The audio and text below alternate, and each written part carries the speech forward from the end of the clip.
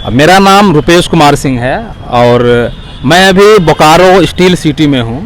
बोकारो ज़िला के डीसी के सामने यहाँ पर एक धरना चल रहा है। ये धरना 25 फरवरी से ही शुरू हुआ है और उसका क्या डिमांड है आप इसमें देख सकते हैं। मेनली मुख्य रूप से ये बात है कि बोकारो ज़िला के अंदर एक थाना है बालीडीह थाना और वहाँ की थाना प्रभारी हैं नूतन मोदी।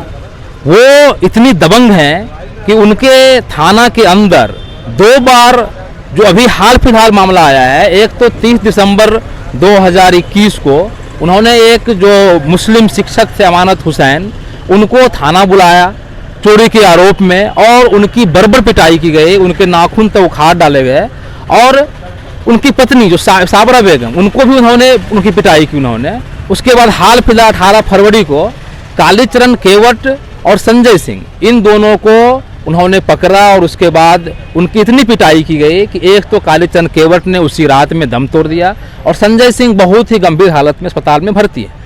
इसके खिलाफ में लगातार सोशल साइट से लेके सभी जगह पे आंदोलन हुए, लेकिन ये थाना प्रभारी, क्योंकि इनका नाम नूतन मोदी है और हमारे देश के प्रधानमंत्री का नाम नरेंद्र मोदी है, स्वाभाविक सी बात है कि ये जो मोदी का जब ये है युगलबंदी है तो वो अपने आप को प्रधानमंत्री से कम तो समझती नहीं होंगे, इसलिए उन पर कोई भी कार्रवाई आज तक नहीं हुई। लगातार 25 तारीख से बैठे हुए हैं, तो हम लोग उस पर बात करेंगे। साजिद हुसैन जो कि यहाँ पर उस आंदोलन को लीड कर रहे हैं और ये अभी कल से अनिश्चितकालीन भूख हड़ताल पे भी चले गए हैं, तो क्या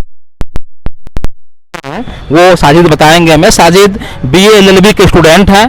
तो साजिद, आप यहाँ पे 25 फरवरी से धरना हो रहा है और कल से आप जो है अनिश्चितकालीन भूख हड़ताल पर, तो मुख्य रूप से क्या? मुख्य रूप से डिमांड यही है कि मामले की जो भी न्यायिक जांच हो रही है उसमें प्रशासन। न्यायिक जांच का आदेश कब दिया गया? 3 दिन हो गए। कौन है न्यायिक जांच में, कौन कौन लोग? जुडिशियल नाम लिख किया है?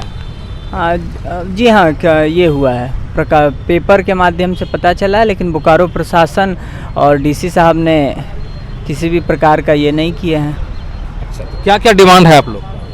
हमारा डिमांड यही है कि कालीचरण जिनकी मृत्यु हुई है, मृत्यु का जो भी कारण है, जो भी दोषी हैं, उसके ऊपर हत्या का मुकदमा दर्ज होकर उन पर कानूनी कार्रवाई हो। कौन दोषी है? बालीडीह थाना के प्रशासन दोषी है, यही साफ दिख रहा है। अच्छा, इसमें अमानत हुसैन का मामला भी उठाया गया है, क्योंकि कुछ दिन अमानत हुसैन सर के अमानत हुसैन एक शिक्षक हैं और ईमानदार व्यक्ति हैं। उनको और उनकी पत्नी को 30 दिसंबर को प्रशासन बुलाती है और बालीडीह थाना में बेरहमी से मारपीट कर जख्मी कर दिया और 31 दिसंबर को उन्हें छोड़ा गया। फिर वो अस्पताल में इलाजरत थे। इलाजरत रहने के क्रम में ही बोकारो प्रशासन ने दोषी पुलिसकर्मियों को क्लीन चिट दे दिया और बहुत दुख का बात है कि वो इलाजरत थे अमानत हुसैन। शायद प्रशासन के आला अधिकारी को भी नहीं दिख रहा या फिर बढ़ावा दे रहे हैं भ्रष्ट पुलिस अधिकारी को। इस जो धरना चल रहा है आप लोग का, इसमें जैसे मासस का समर्थन है और ये IASF का नाम देख रहे हैं, तो ये तो इस थाना प्रभारी से बहुत लोग पीड़ित हैं, तो और किन किन पार्टियों का समर्थन मिला है आपके इस धरना को? मार्क्सवादी समन्वय समिति का है, भाकपा माले का है। माननीय विधायक विनोद सिंह जी ने कल विधानसभा में भी बात को उठाएं।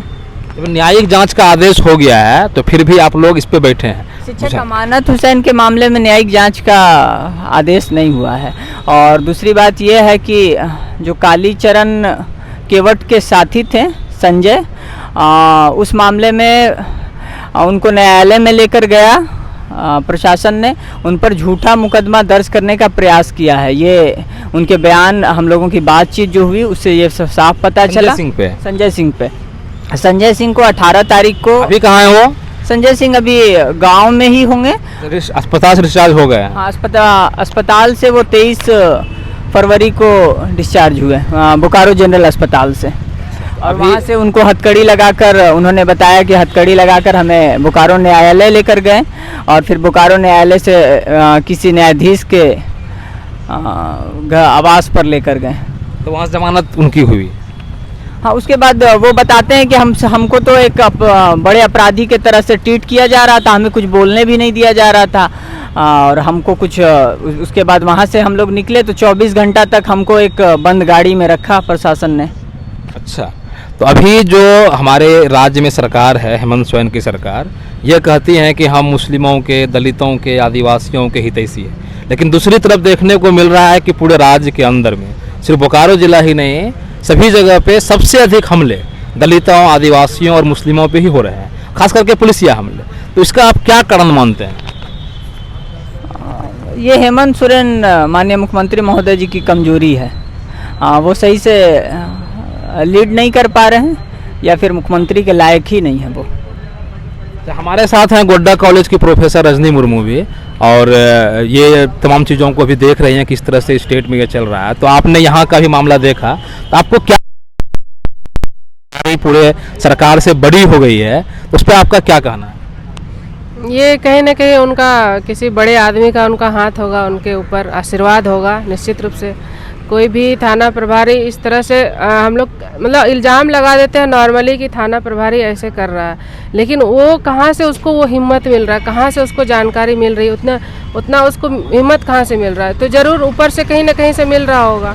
तो हमारा जो तंत्र है, शासन तंत्र है, ऊपर से गड़बड़ी वहीं से हो रही है। ऊपर से ही आप हेमंत जी का ही, मुझे तो लगता है कि उनका ही आदेश होगा, वही ऐसे बोल रहे होंगे अपने अधिकारियों को। तो मीटिंग करते ही होंगे ना अपने पदाधिकारियों के। कल विधानसभा में भी क्वेश्चन रेस हुआ है। हाँ, तो मीटिंग करते ही होंगे ना कि कैसे आपको ट्रीट करना है, कैसे बिहेव करना है। तो ये लोग अपने आप अपने नहीं कर रहे हैं, ऊपर से ही आदेश आ रहा है। तो सारा जो दोष मुझे लगता है कि ये सरकार का ही है। सरकार पे सीधे ये इल्ज़ाम जाएगा कि वो ऐसा कैसे करवा रही है।